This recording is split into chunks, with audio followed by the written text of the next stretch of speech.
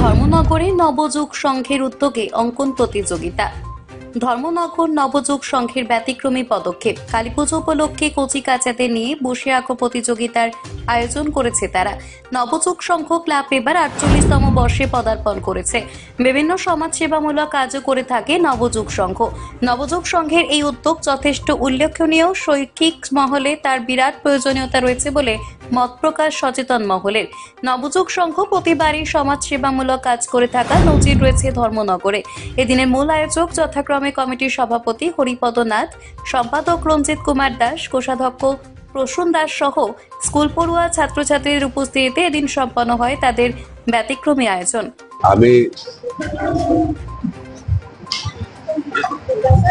নবযুগ সংঘের সিনিয়র সদস্য।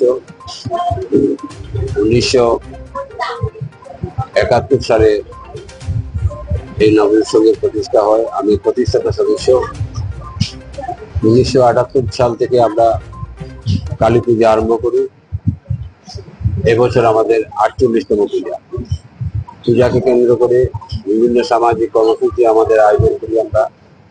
সেই উপলক্ষে আজকে আমাদের শিশুদের মধ্যে অঙ্কন প্রতিযোগিতা কিছুক্ষণ আগে শুরু হয়েছে।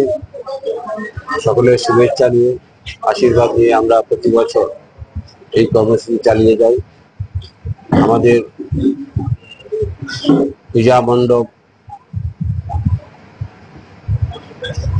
পূজা মণ্ডপের শিল্পী নবদ্বীপ থেকে আগত কৃষ্ণ সরকার। আমাদের আলোকসজ্জা আছেন দুলু ঘোষ এবং প্রতিমা তৈরি করছেন অজয় পাল রাজবাড়ি। আমরা সামাজিক কর্মসূচির মাধ্যমে আমাদের পূজাকে কেন্দ্র করে বিভিন্ন সাংস্কৃতিক কর্মসূচি আছে। তাই আপামর জনগণের কাছে আবেদন রাখছি, পূজার দিনগুলো আপনাদের শুভেচ্ছা নিয়ে আমরা কাটাই। যেন আমরা আমাদের পূজা বলবো না, এটা জনগণের পূজা।